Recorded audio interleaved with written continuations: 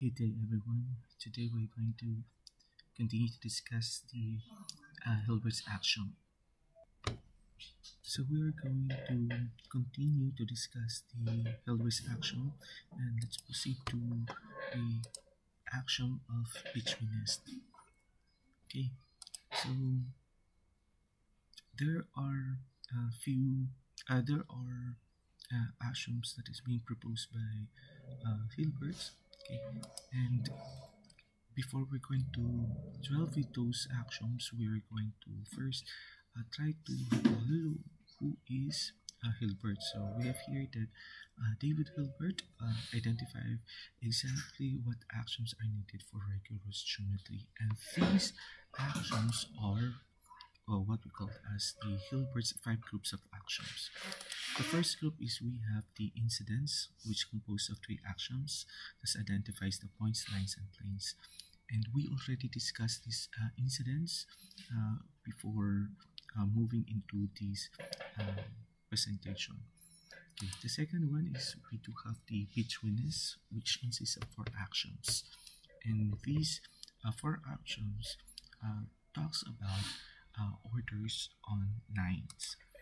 The third actions is we do have the congruence, which consists of six actions, and this pertains to the measurements. The fourth one is we do have the continuity, which composed of two actions, and this would be discuss the concept of completeness. And the fifth one we do have the parallelism, which of course distinguish the Euclidean and non-Euclidean geometries. Okay, so the first group of what we call this one action, which composed of points, lines, and planes, okay, which is the group of incidents. This action establish the basic existence relationship between geometric objects. Which objects can lie on or pass through other objects was then emphasized on the group 1. And this is the foundation for all geometric constructions. So these actions don't define what points, lines, and planes are. They only specify how these objects relate to each other. And of course, the first group, which is the incident action, is the beginning of the abstract mathematics. So Hilbert realized that geometry isn't really about physical points and lines. It's about any collection of objects that satisfy certain relationships. Okay, the second group, which is the betweenness, okay, which what we call this one, focused on the order of lines. So what these actions accomplished, so these actions solves the betweenness problem, and it define the interior versus the exteriors of geometric figures. Okay. Also, it enables rigorous treatments for line and plane separation. So remember that um, there is um, difficulty in defining betweenness. Okay, so Hilbert's brilliant insight was don't define it, but axiomatize it. So um, there is now what we call it as specific. Okay, the what properties betweenness must satisfy and work from there. Okay, the third group, which is the congruence, which consists of six actions. So these actions provides a rigorous foundation for comparing the length and the angles. This is also the basis for all triangle congruence theorems, and this also establish connections between the geometry and the measurements. So the this action is the foundation for all engineering and scientific measurements, which is also the basis for the computer-aided design and manufacturing. And one of its application also is the GPS and navigation systems. Okay, the fourth one, which is the continuity. Okay, continuity actions, which involves the completeness. So this action ensures that there is or there are no gaps or holes in geometric space. So the circle line and the circle-circle intersections, okay, works as expected. Moreover, this also ensures the connection between geometry and real number systems. So, so these actions are what allows the coordinate geometry to work.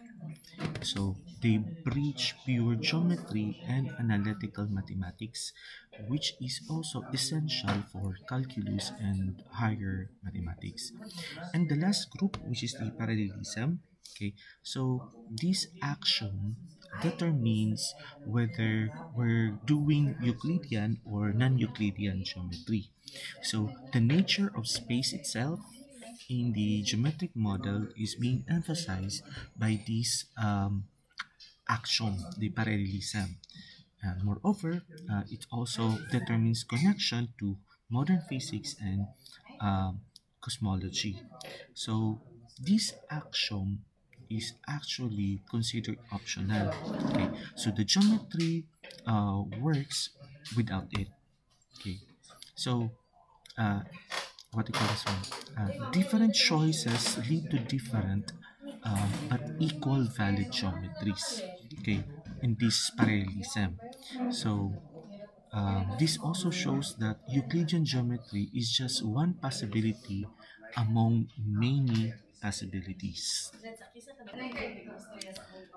Okay, so let's talk about the first, the second, the beachfulness. Okay, now let's have the action one. Okay, in action one, it talks about here that if as you can see here, we have B star, A star, B star, C. Okay, then A, B, and C are three distinct points in all lying on the same line, and C star, B star, A. So as you can see here, that's first what we call this one. We are going to define the notion. So as you can see here, we have the star symbol. Okay, in other books, this is also they call this one asterisk. Now, this star symbol is chosen specifically to avoid geometric language. Okay, in some other books, this is not just only star. This could be a diamond or any other symbols.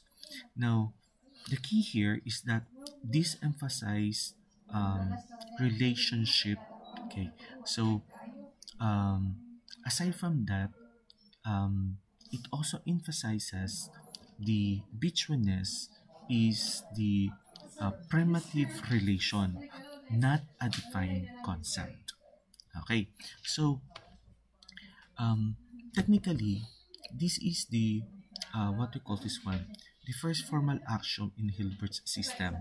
Okay, so uh, in this statement you have here this one. Okay, this means that the B is between A and C. Okay, so notice that we are using star symbol, not geometric language.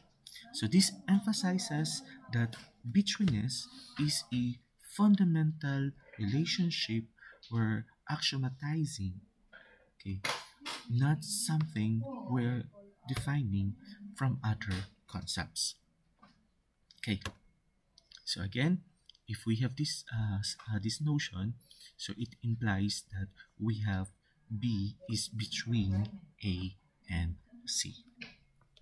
Okay, so Good morning. Now, before moving to this one, let us first um, try to analyze the statement. Okay, if B is between A and C, then A, B, and C are three distinct points and all distinct points all lying on the same line, and B is between C and A. Okay, so the statement if B is between A and C, okay, this is a conditional statement. So if what something emphasized here is if the betweenness relationship holds, okay, so this establishes what must follow from betweenness. Okay, so it applies to any points. So you have A, B, and C in any geometry. Okay, now this statement, then A, B, and C are all three distinct points. So this is distinctness requirement. So this eliminates the degenerate cases.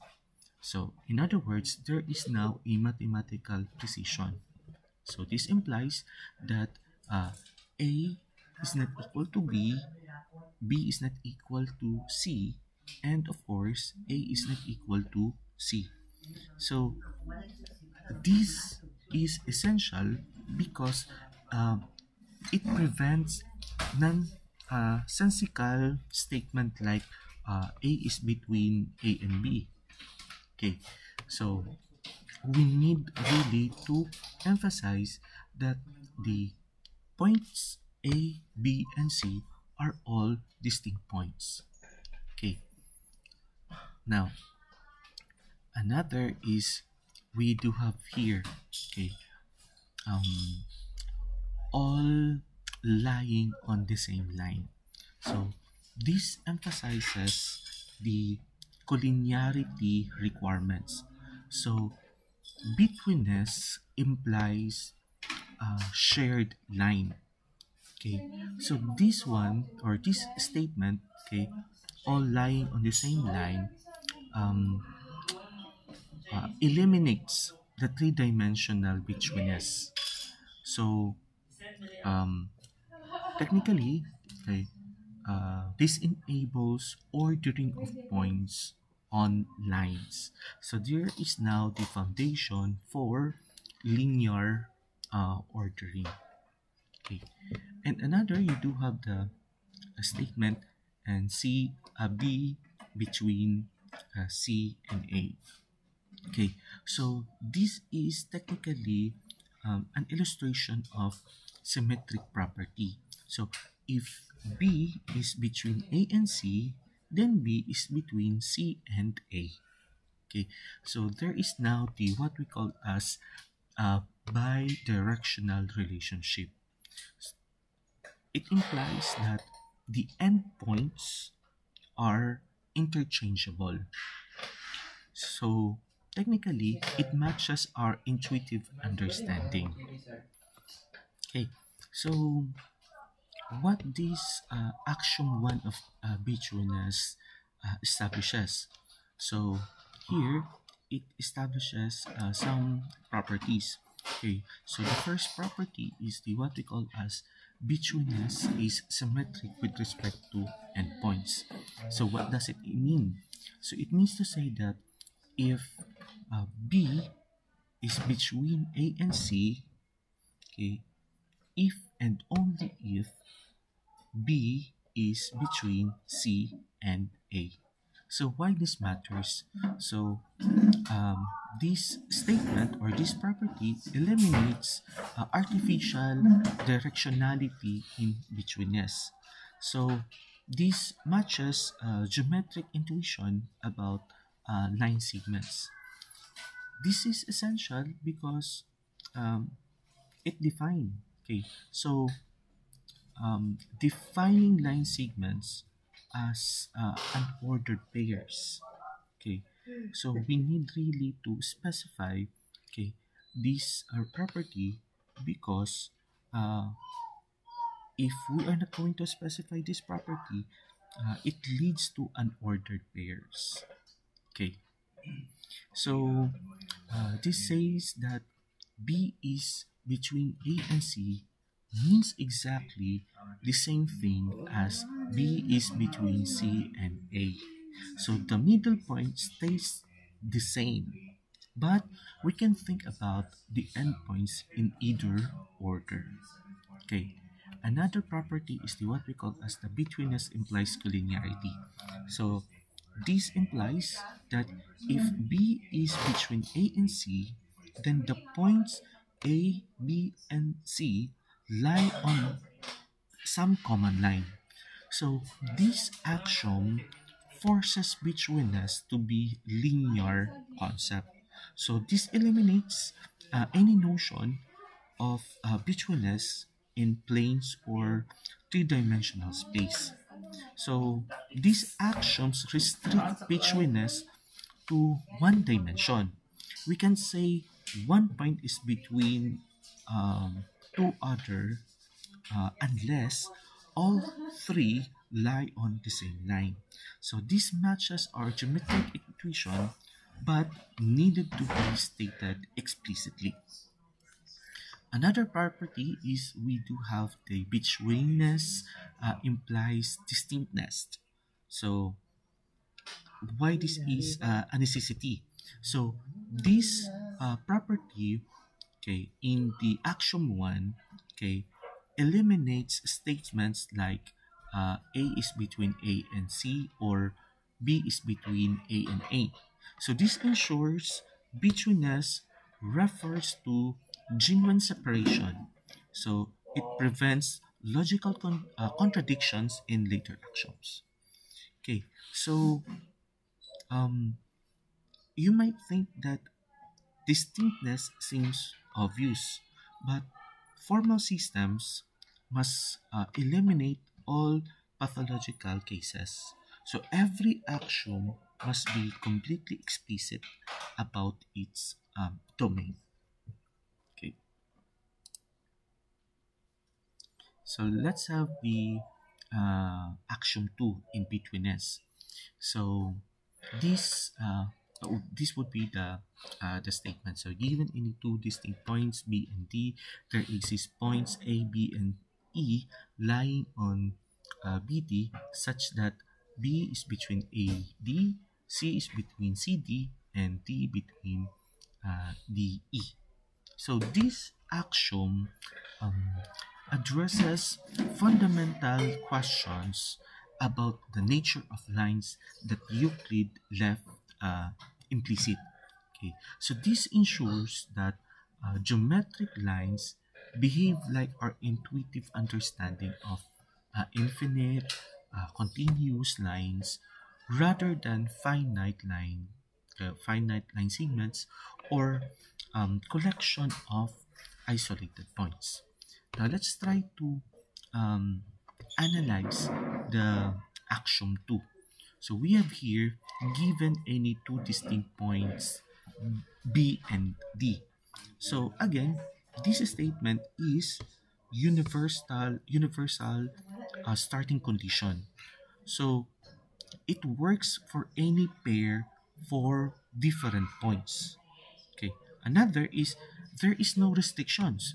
So the points can be anywhere in the geometric space. Okay. Moreover, this is also the foundation for construction. So this will serve as reference points for finding others. Okay. Now, we have here the statement there exists point A, C, and E lying on BD such that, okay, so this statement is existence guarantee. What is that existence guarantee? So the action promises these points can always be found. Okay, and it also has this collinearity requirement. So all 5 points lie on the same line. So it provides a method for extending the densifying lines. Okay, so we can now create or we can identify three betweenness relationships.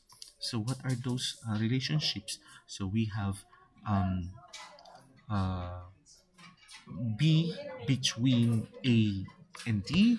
So it implies that point A extends the line beyond B, okay, opposite from D. Another relationship is we have the B, the C rather, is between B and D. So point C lies between the original points B and D. And we do have the D is between B and D. So the point E extends the lines beyond D. Okay. So what are the properties that is established in this action? So the first property is we do have the line extend in infinitely in both directions. So um, this signifies that uh, there is what we call it as um, the concept of guarantee. So this guarantees that every line or every line segment can be extended beyond both endpoints. So this eliminates any notion of bounded or finite lines. Moreover, this also provides a foundation for ray and line concepts. So technically, this axiom ensures that no matter what 2 points you start with, you can always find points further out in both directions. So this matches our intuitive understanding that lines go on forever. Okay. Another property is there are always points between any 2 points. So this property, okay, uh, points the mathematical precision. So given any segment BD, there exists point C with C is between B and D. So this is the foundation for density for points on lines. Moreover, this is also essential for concepts like midpoints and segment subdivision. Okay, so this property ensures we can always find intermediate points for measurements and construction. It's why we can always find the midpoint in any segments or divide any segment into smaller parts. Okay, another property is the lines are dense with points. So between any 2 points, there's always a third point. Okay, so para siyang ganun. So this creates it creates an infinitely fine distribution of points. So this is the foundation for connecting geometry to real number system.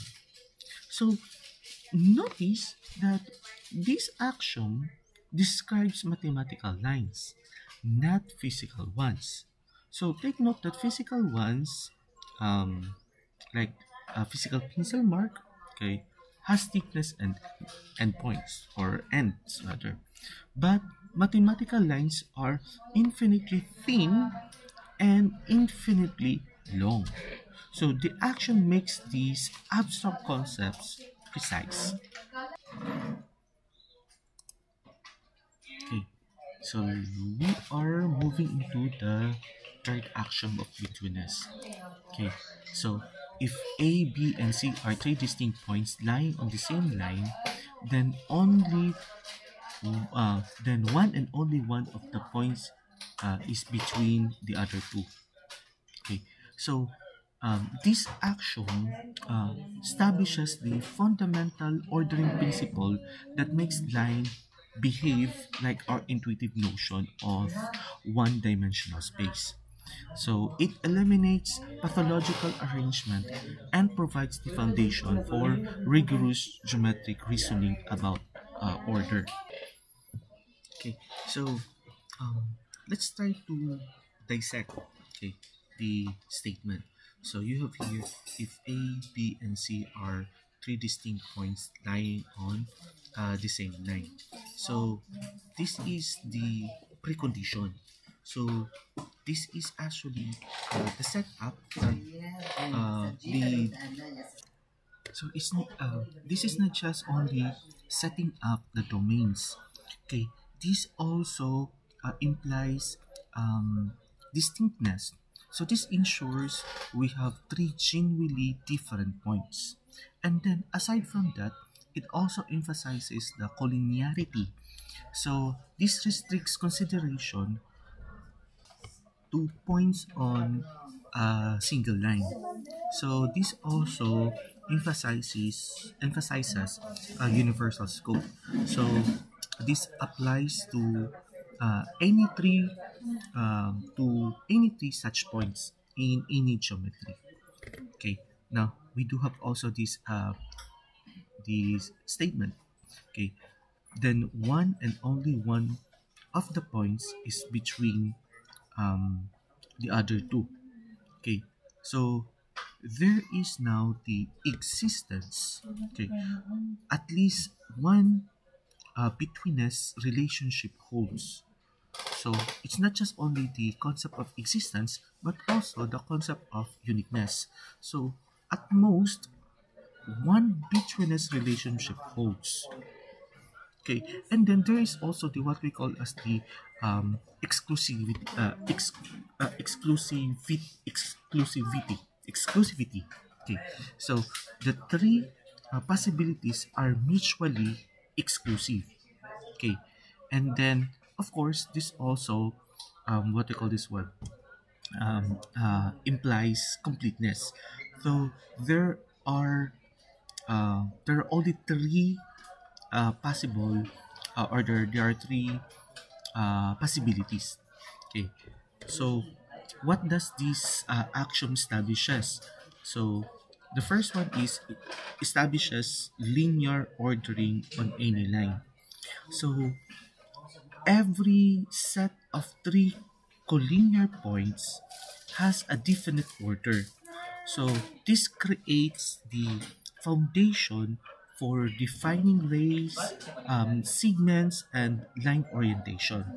Moreover, this also enables consistent direction and measurement concepts. So this axiom says that 3 points in a line always have a definite order. So there's always 1 point in the middle and two on the ends. So this gives us the foundation for talking about direction along the line. Okay, another property is the what we call as prevent circular arrangement. So this action number three, eliminates the concept that points arranged in circular patterns on lines. So um, we rules out or eliminate the concept of multiple betweenness relationships holding simultaneously. So this implies that this also eliminates the ambiguous ordering situations. So without this action, we might have strange lines where points go on in circles, like points on the circle. Okay, so this action ensures that lines are truly one-dimensional and have a linear order. So another is the what we call this one, the third property, which is ensures lines behave like our intuitive notion. So this matches our everyday understanding of straight lines. So this provides the mathematical basis for measuring distances. Moreover, this also enables geometric construction that um, depends on order. Okay, so we mentioned a while ago that we do have this exclusivity and mutually exclusivity. Okay, so this action is often used in proof by cases. So the first case is we do have B is between A and C. The second case is A is between B and C. Okay, and the third case is C is between A and B. Now take note that um, this is a this action gives us a powerful proof. Okay, whenever we have three collinear points, we know exactly one of the three things is true. Okay. Okay. Action 4. So uh, this is considered plane separation. So for every line L and for any 3 points A, B, C, A, B, and C not lying on L, okay, if A and B are on the same side of L and B and C are on the same side of L, then A and C are on the same side of L. Then, if A and B are on opposite sides of L and B and C are on opposite sides of L, then A and C are on the same side of L. Okay, so this action introduces the most sophisticated and crucial of the Beach-Jones actions. Okay, so the one that enables rigorous reasoning about two-dimensional geometric relationships and makes the past theorem provable. Okay, so let's try to understand the what we call this as the statement. Okay, for every line L and for any 3 points A, B, and C not lying on L. So this is technically a universal scope. So it implies that it applies to any line in the geometric plane. Okay, so there is now the what we call as point restriction. So the 3 points must be off the line, okay, not on it. So this provides a two-dimensional context. So this action addresses plane geometry, not just line geometry. So with that, this is now the foundation. So this sets up the scenario where the plane separation becomes relevant. Okay, so the first what you call this one, the statement, if A and B are on the same side of L and B and C are on the same side of L, then A and C are on the same side of L. So what is this one? Okay, so technically, as you can see, this is a transitivity property. So if A uh, if A is on the same side of B and B is on the same side of C, then A is the same side of C.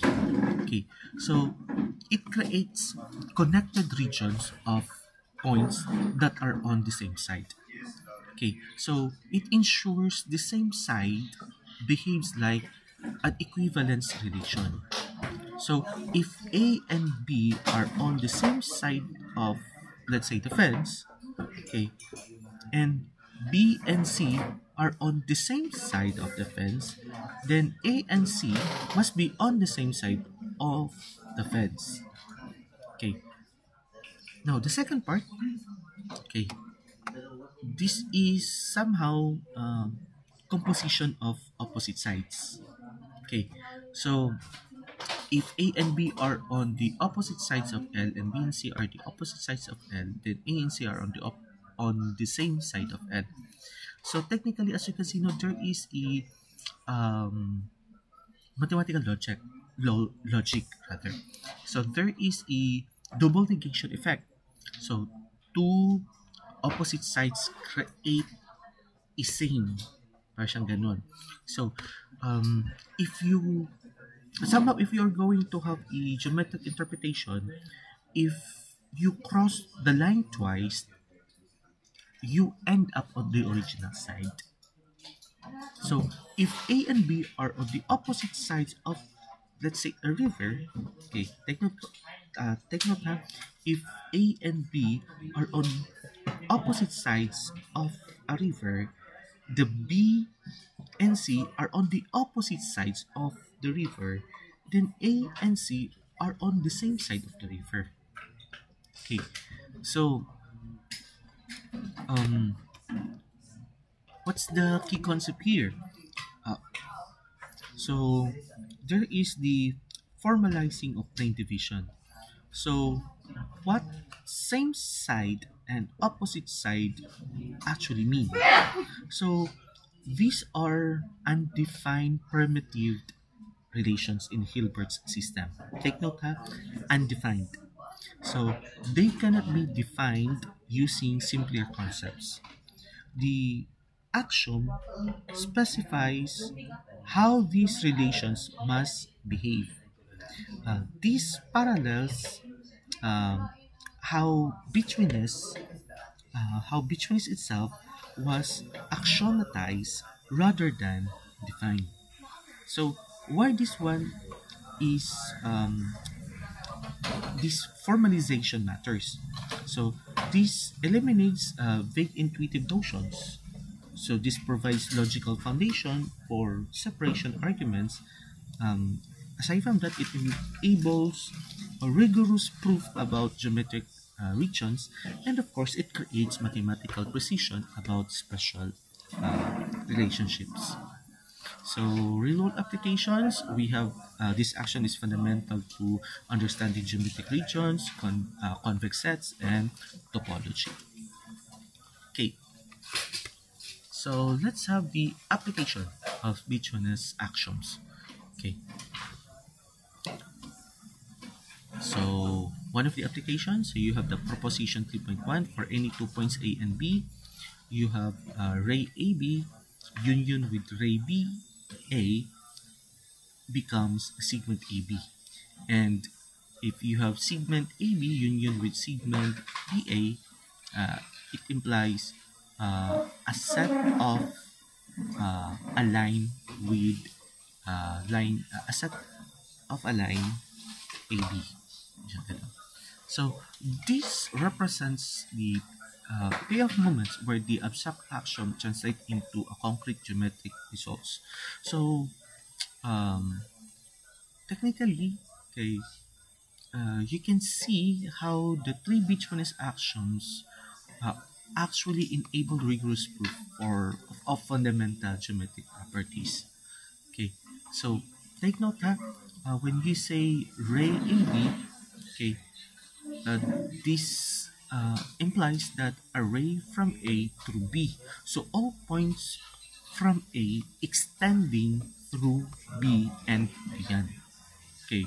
At the same case, we do have the ray BA. So this implies that the ray from B through A. So all points from B extending throughout A and beyond. Okay. So you have segment AB. So this line segment from A to B. So just the points between A and B, including endpoints. And then you have the set here. So the set containing only the line segment AB. So if we are going to break down this proposition, so the first part is you have the ray AB union to ray BA equals segment AB. So the union of the ray from uh, A through B and ray from B through A. So that's the left side. So on the right side, the entire line containing points A and B. So these two rays together make up a complete line. Okay. So on the part 2, you have AB intersect to BA, okay, becomes a set, okay, containing AB. So in the left side, the intersection of the two rays, and on the right side, just the line segment between A and B. So the two rays overlap exactly on the segment between A and B. So what is the importance of this one? So this shows that rays and segments relate properly to lines. So this provides rigorous foundation for geometric construction. Moreover, this demonstrates how set theory connects to geometric intuition. Moreover, this is also essential for defining more complex geometric objects. Okay, so let's have the past theorem. Okay, so we have here that if A, B, and C are distinct non-collinear points and L is any line intersecting AB in the point between A and B, then L also intersects either ABC or BC. Okay, so this is what we call this one. This theorem, okay, is actually an evidence of a 2,000 years um, gap in mathematical reasoning, okay, which is being closed through rigorous axiomatic method. Okay, so in the statement, if A, B, and C are distinct non-collinear points, so it implies that there is a triangle formation. Okay, so these 3 points form a unique triangle. Okay, and then this also eliminates cases where points lie on the same line. So technically, this is the foundation. So this set up the geometric configuration for the theorem. Then we have another, what to call this one, line. You have here, and L is any line intersecting AB in a point between A and B. So this is the line segment intersection. Okay, so the line L crosses side AB of the triangle ABC. So there is now the interior intersection. So the crossing point lies between the endpoints, not on or not at the vertex. So the general case, okay, works for any line, not just special positions. Then you have also here. Then L also intersects either AC or BC. So there is now a force intersection. Line L cannot escape without crossing another side. So there is now exclusive OR. Okay, so the line L crosses exactly one other side, not both, due to triangle geometry. So there is now a complete characterization. So it accounts for all possible cases. Okay, so you have um, the use of betweenness action 4. Okay, so there is now a line separation. So the action 4 provides a definition, okay, defines same side and opposite sides of a line. So it establishes that any line divides the plane into exactly two regions. So it provides the mathematical machinery for discussing spatial relationships. Okay, so the action 4 tells us that line L divides the plane into two half planes. So every point not on L is either on one side or the other side of L. Okay, so another is it shows A and B on the opposite sides of L. So line L intersects segment AB at some point P, okay, where the P is between A and B. So by definition of opposite sides, okay, if the line intersects a segment between its endpoints, then the endpoints are on the same side. So this follows directly from the plane separation actions. Okay. So since L crosses AB between A and B, it separates A and B. So you can think of the L as a fence. So if the fence crosses between 2 points, those points are on the opposite side of the fence. Okay.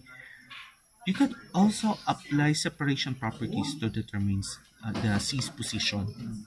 So point C is either on line L on the same side of as A or on the same side as B. So if C is on the line L, then L intersects vertex C, which intersects both AC and BC. So if C is on the same side of A, then A and C are on the same side of L. And if C is on the same side of B, or the same side as B rather, then B and C are on the same side of L. And then the last one, you could do have the transitivity of same side relation. So the you can have the case one if A and C are on the same side of L and A and B are on the opposite sides, then C and B are on the opposite sides. Therefore, L must intersect segment AC. So another case, if B and C are on the same side of L and A and B rather are on the opposite sides, then C and A are on the opposite sides. Therefore, L must intersect segment AC rather. Okay, so that is the betweenness, okay, action. Okay, thank you very much.